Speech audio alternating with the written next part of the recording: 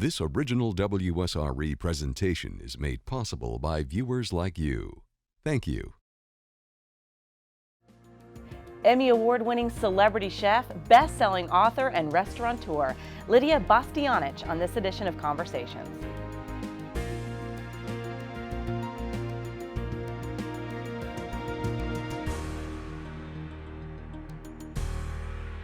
I'm Mollye Barrows, sitting in for Jeff Weeks. With her distinctive warmth and Italian flair, Emmy-winning PBS host Lidia Bastianich has carried her passion for family and food to the entire world.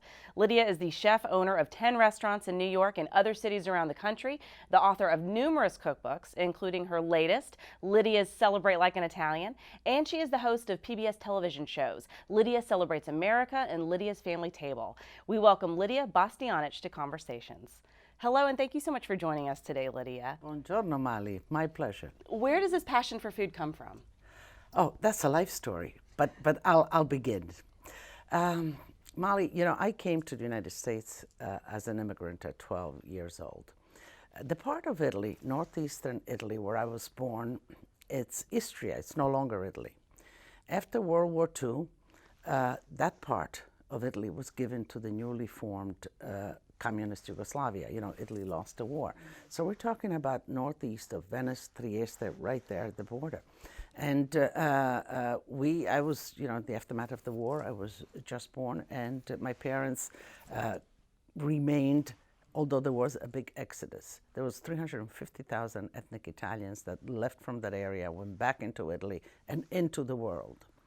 And that period, my sort of bringing up period in that condition, I think formulated a lot my feelings about food. My mother was an elementary school teacher, my father a mechanic, and of course they lived in the little city, but my grandmother Rosa, lived just outside. And my mother, my parents, in order to protect my brother and I a little bit from the system, because the system didn't allow us to speak Italian, didn't allow us to go to church, didn't allow us our liberties in the sense of just growing up. But you know, at that age, you really don't know much. But my mother sent me and my brother with my grandmother in this little town. And that's where kind of the food element really was born in me. My grandmother, you know, she provided for all of the food. She had ducks, she had chickens, she had rabbits, she had a goat. We would milk the goat. Milk goat would be for breakfast in the morning with polenta. My grandfather would produce olive oil, produce wine. So all of the foods that we ate, I was involved in producing. I mean, I would go and harvest with Grandma the potatoes. And so the potato is a tuber, you know, on a bush, and the roots and the potatoes attached to the roots. She would pull it out, and she would take the big potatoes, and I would be in her wake with my little basket, taking all the little potatoes out of the ground. So, Mollye, you know, when you take the potato and it's warm in your hand, you think it has life, and I still recall. So those relationship to food continued with me and with Grandma. And I just loved being there and cooking with her and helping her knead the bread and so on. In 1956, I was 10 years old, and my parents decided that finally it was time to really move on. They couldn't raise us there. But they wouldn't let the whole family leave. They wouldn't let you go away. So we had relatives in Italy on the other side. And my mother, my brother, and I got permission to go and see supposedly a sick aunt on the Italian side. But my father remained, and he remained as a hostage. They wouldn't let him go. But then 3 weeks later, he literally escaped the border. You know, they shot at him, whatever. Thankfully, he made it. And we reunited in Italy. And then, of course, the plan was not to go back, but to stay either in Italy and go on. And I think that, you know, because I wasn't aware that this was going to happen, I didn't say goodbye to Grandma, I didn't say goodbye to my friends. And I think that food remained my connection. I cooked and loved everything that I did with Grandma, all those aromas, those flavors, I was longing for them. And food was my connection back to Grandma, back to the place where I kind of, you know, grew up as a child. And food always remained, for me, a basic of communication of life, a basic of sentiments, of preparing it. And I guess it was only natural for me to make it a career, to go into the career of food. So you know, it goes way, it's deep roots of emotions that for me is what I do and what I love to do. Well, you've mentioned before that food is a way to connect with people, that it's nourishing both physically and for the soul. And it seems like, especially in this day and time, with your background, especially with your passion for food, and it's more than just a way to nourish your body, it's a way to nourish your soul. Do you think the message that you send to people with your recipes, as well as just your personality, that this is a good time more than ever to hear what you have to say? I think so. I mean, you can see, how important food is becoming in the American society, and I think it's rightfully so. This need. I get emails all the time from my viewers, and they said, "Lidia, we love to see you at the table with your family, with your mother." My mother is 97; she still lives with us, and the daughters. Everybody gets together, and it's not that we just do it for television. It's something that's what we do, and I think that the table is such a special place. It's a special place for family, for businesses, for it's all about the food, and Americans are sensing that, are beginning to realize that. Cooking shows are, just increasing. Cooking schools. People are going back to learn how to cook. To cook. Children are involved in, and I also think that food is in today's world when we especially the kids, they're on that little machine there most of their life. And they think, oh, I have a few hundred friends. But in the meantime, they're always alone with that machine. Distracted. Exactly. So I think that food is becoming an antidote, where, eating together, even the kids, meeting, let's meet for a pizza, let's meet for this, or let's cook something, is becoming slowly a real antidote to that. I mean, we can't get away from that modern element, if you will, but we have to kind of protect it, and I think food is coming in. So I'm delighted to see the interest in food. Shows like mine, it's 18 years that I've been cooking on PBS, and it's still, very much appreciated, and it gives me warmth and sort of, kind of a positive feeling about food is getting into the American setting very much, returning, that is. Well, it's interesting. When I was reading your history, and when you came over at 12, you gave a lot of credit to Catholic Charities for helping your family. And do you think without that support, you could have built the businesses that you've done? And also, I would love to talk a little bit more too about your television career. But coming up as a woman, as an immigrant, it seemed like you had a lot of obstacles ahead of you, but you've overcome brilliantly simply by following your passion, it seems. Well, Mollye, when we came to Trieste, to Italy as immigrants, we stayed with the family. But then my parents, difficult in getting jobs in the aftermath of war, and there was an opportunity that there was a political refugee camp that we entered, and there we kind of waited for an opportunity to migrate on. And this camp is called San Saba. Now it's a museum, so if you go visit Trieste, you go to see San Saba on the 3rd floor. That's where our little room was. And we stayed there for 2 years, and we were helped and nurtured by the Catholic Charities, the Italian government, and ultimately in 1958, Dwight Eisenhower was the president, opened immigration for political refugees fleeing communism. And we were part of that group, and we were one of the first family actually that were given the visa to come. And in 1958, we came here, and again, the Catholic Relief Services, the Catholic Charities, all helped us because we had nobody here. So helped us to come here, to find a home. They put us first in a sort of temporary setting. Then they found a job for my father, and then we began our lives. So I'm a perfect example that if somebody is given an opportunity, somebody is given a chance, that if that someone, it really rolls up their sleeves and gets going, there's a lot of opportunities. So my career is not something that, way back I says, I want this, I want so many restaurants, I want so many books. It was an evolution of opportunities, and I gladly took them because it was another opportunity for me to kind of explain my passion, to share my passion. And what I noticed was that the people out there, the viewers, the readers, wanted more and more of it. So this continues. I feel like a great conduit, because I have two cultures: born Italian, beautiful culture, American mostly because I came here at 12 years old, so I feel very American. So I have two of the greatest cultures behind me. I mean, I just got to make something happen, I said, and I feel like a conduit between my two cultures. The Italian has so much art and so much to bring, and the Americans, they love everything that's Italian, especially the food. So I'm in a perfect spot. Absolutely. How has it been as a woman and as a mother and as a grandmother continuing to pursue these opportunities? To me, it's amazing and ideal in many ways that you've been able to include your family in this journey. I saw some videos of your mom on their website, and I thought that was wonderful. And it seems to tie in that connectiveness that you're talking about, your love of family as well as your love of food. Yes, Mollye, sometimes I think that specifically women think that they have to focus on one thing. Is it my career, or am I a mother, or am I... But no, I think that, you could kind of combine. It's a question of, I never looked at myself professionally as a woman. I'm going out there and, I have these challenges. I always looked at myself as a professional.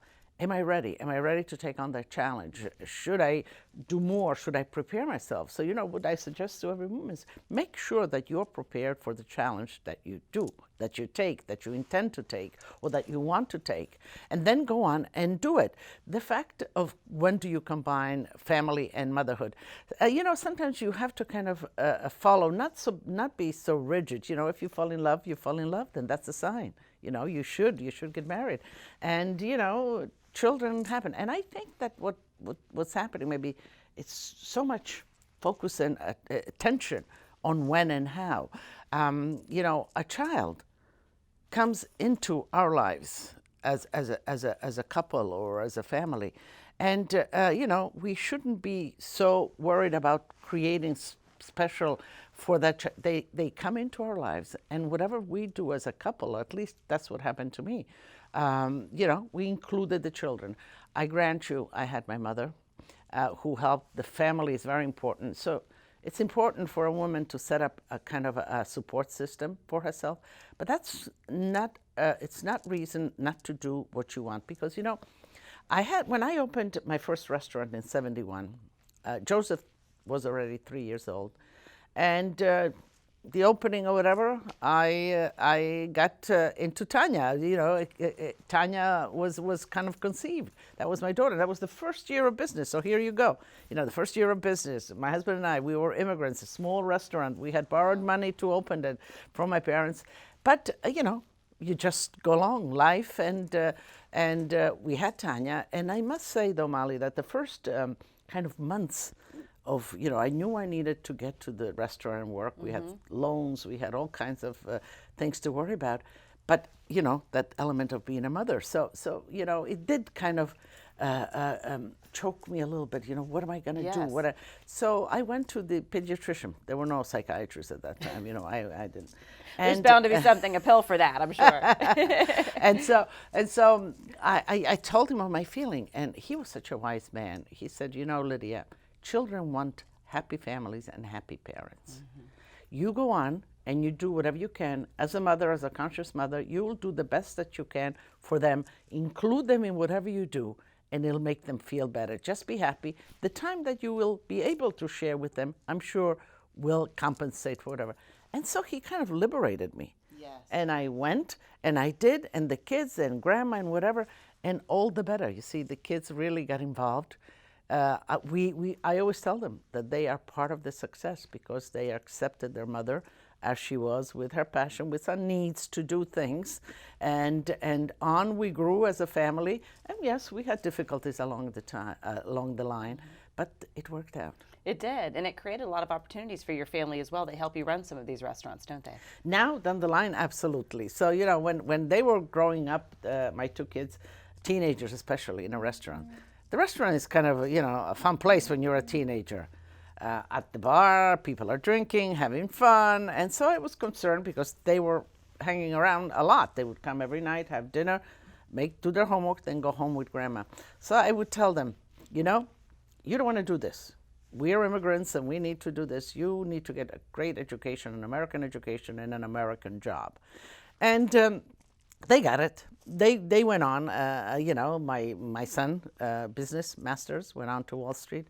My daughter, Georgetown, ultimately ended up with a PhD from Oxford in England in Renaissance art history. Now they both work with me. But I think what happened in between is that they were part of what we were doing, you know, part of running the restaurant, part of returning to Italy and doing research, because, you know, to carry on a business, you need to be updated. You know, again, prepare that element. So every vacation, we would go back to Italy, see the family, and then 2 weeks up and down the peninsula, searching new food, new wines, or whatever. And the kids, because it was a vacation, supposedly, the kids would be with us. And so they assimilated, they took in a lot of that. And then somehow at the end, it all turned back that they really built the passion. Yes, they had their education, but they built the passion for this. They both returned into the business. And I must say that the growth of my business has a lot to do with the two of them coming back into the business and putting their energy and their education and everything into growing the business. They brought their talents, Exactly. talents that they were able to grow because of your inspiration, I'm sure, too. And it seems amazing to me that you have all these businesses. I mean, so many restaurants, a production company I hear as well, books. You've got your latest cookbook out, Lidia Celebrate Like an Italian. Yes. And it seems like, do you ever see these opportunities that come your way and say, oh, I just can't do another one? Or does it just come very organic to you? I think it's organic in a way. I do refuse certain, you know, if I don't feel comfortable about an opportunity or a project, or if I feel that maybe I'm not ready or qualified for it, then I won't do it. But I can't resist if it's another opportunity for me to share my passion to do, and especially to collaborate now with my children. You know, my daughter, she's very much into the books. We have co-authored 7 books together. She's a consummate researcher, you know, and she just all the details and the recipes in the production of the television show. The production, yeah, we have our own company, and it only came not because you're talking, well, why did you get into production? Because I wanted to do certain production, B-roll as we call it, go to Italy and whatever. And the producer, I guess, didn't find the budget and whatever. And I said, you know what? We'll scrape the budget together. I don't have to make money. I just want to do it myself. But we do. It's a team. It's a whole team. Yes. It's not a solitary journey. This, by all means, you know, there's a lot of people that are behind the success of what Lidia represents. What do you see yourself doing in the future? With so much already accomplished, what else would you like to accomplish? Well, I think, you know, what would I like to accomplish? Love to travel, you know, with the grandkids and family. You know, my immediate is Grandma's 97. She lives with me. So making sure that I spend enough time with her, that I take good care of her, that, you know, her years, however many I'm lucky to have more with her, are good ones. She is, you know, completely bright. She reasons completely well. She even tries to help in the kitchen now. So I think that, you know, that sentiment, I want to spend time with her. Traveling with my grandchildren, you know, again, build memories like I had with my grandmother, with my grandchildren, but also share and communicate, you know, what I have learned, what life has taught me along the way. And if you could kind of let a little bit of an insight to people out there, you know, that having that family meal is not a big problem. And cooking is not, it's not such a difficult task, you know, simple, straightforward about the products. So somehow making, especially some of the mothers that are concerned, that are working, and you know, how do I feed my, you know, just relax, get in there, have help, let the family help. So I think all of those things that made me, in a way, who I am, share the mentoring of my profession, you know, with young chefs coming into our restaurants, you know, as they come in, going to schools and teach, I mean, you know, give classes, all of that. It's kind of, I think that through my life, a lot of people have contributed to my knowledge, to who I am. And I have a nice collection of that. It comes out in books and whatever. But also I think that, you know, that's not mine to keep. I need to give it back. And so ever more getting involved in these kind of sharing and And in cooking, I love doing a lot of fundraisings. If my presence brings the crowd, and the goal is to raise some money for a charitable cause or for whatever that's meaningful, then I do ever more of those.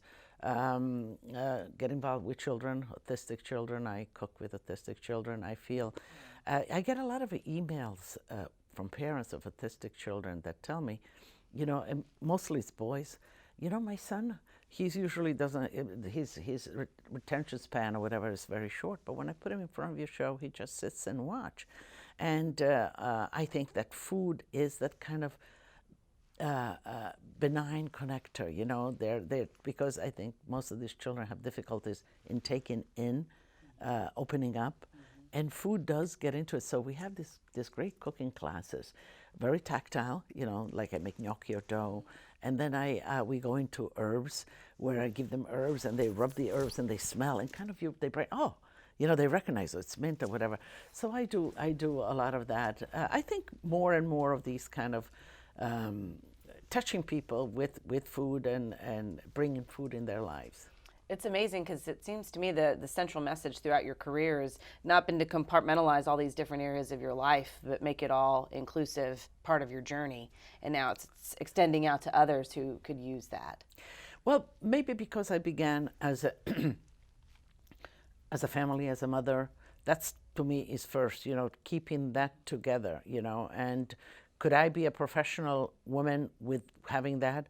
I certainly worked at it, and it happened, but that wasn't I wasn't willing to put everything that's human, that's real, that's important in life aside to be a professional. I rather incorporated it all in this big journey that I had, and I was blessed that it worked. I'm spiritual, very spiritual, maybe not as religious as, but I'm very, very spiritual. I talk to the guy upstairs periodically. Yes. So when I need a little bit of strength. Did you know that I cooked for both popes when they were here? I did. I wanted to ask you about that. I didn't know it was both. I knew it was I don't know, sure it just one. came to mind now that you said spiritual. Yeah, both of them. How was that? What was that experience like? Did you feel pressured at all? In the beginning, when Pope Benedict came and they asked me, I didn't think it was going to happen. I said, yeah, they asked me. And how that happened, I said, Lidia, how did you get? Well, again, in doing these fundraisers, I would do a lot of fundraising, and I still do well now, for the UNIFEM, United Nations Female Organization.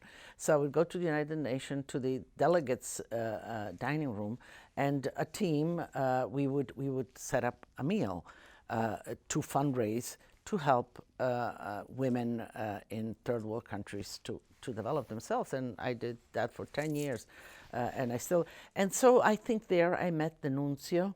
The nuncio was the representative from the Vatican to the United Nations, and we talked, we became friends, and that's where the connection was born, that when the Pope came, he asked me. So that was the first one, Pope Benedict, and that I was nervous then because, he's a bigwig. Yeah. In the Catholic world, for sure. He's a big anywhere you put it. Anywhere you go. Anywhere you put it. But what's interesting, they don't eat outside. Okay. They sleep in the nuncio's house, which is the sort of the embassy, and they eat there. So we moved in a sense, and cooked while they were there. And then when Pope Francis came, it was essential. Yeah, you're like, I've done this before. No, not really. Not really, but it was great. It was extraordinary. It was, emotionally, but just spiritually, in every single way. It was such an honor for me. Well, in these few minutes that we have left, is there anything else that you would like to share as you move forward in your journey? Anything else? Any words of wisdom that you think your fans might enjoy? Well, I think, yes, I would. I would like to talk to you, actually, and tell you that food is such a great connector. That table is such a special place. And you don't need an elaborate meal or dinner or six courses to make that connection. Bring the family, the friends, whoever, together. Even two people at the table eating together is a very special place. So don't think I always hear, oh, I can't cook. Yes, you can. So get cooking and get that table going. I'm going to do that as soon as we leave here, in fact. I'll plan a Sunday dinner and have a good time with the family. So tell us a little bit about Lidia's Celebrate Like an Italian. What does it mean to celebrate like an Italian? You know, if you talk about celebrating for an Italian, it's always about the table, good food, good wine, and some music. But I always, Mollye, I get questions, and I follow the questions of my viewers, my clients. And Lidia, what do I do if I have a party of 10 or 12? What do I do? I have the kids coming over. So I pulled together this book on how to throw a party, if you will, Italian style.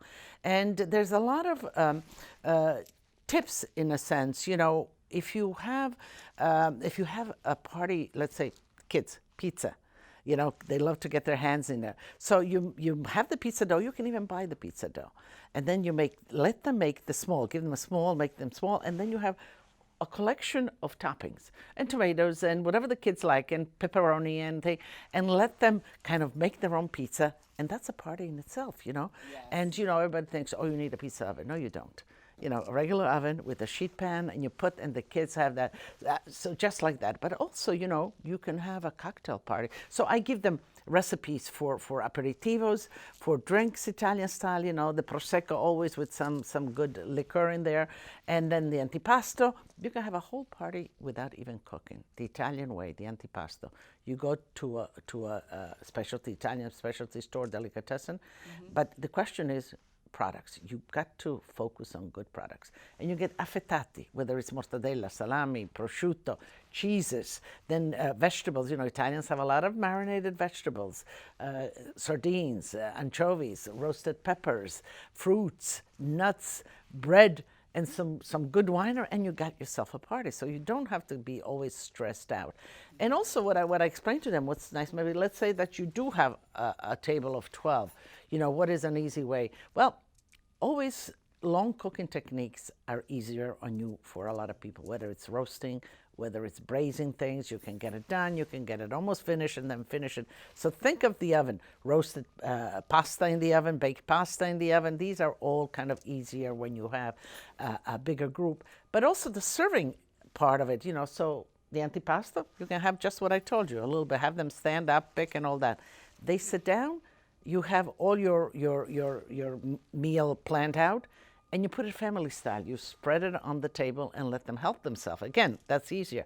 Just make sure that if it's a big table, you have 2 of the meat, so everybody can reach it on all sides, so there's not difficulties. So that book gives you a lot of kind of tips on how to make your entertaining easier at home and make it Italian flavor. Excellent.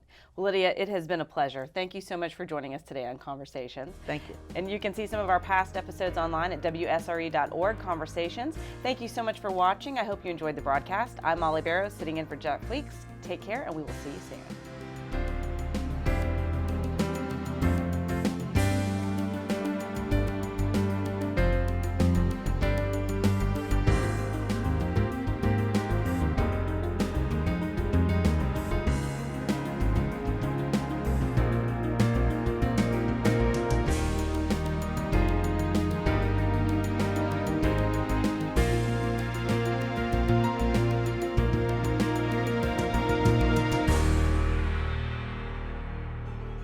Support for this program is provided in part by Gulf Power, a Southern company, and by viewers like you.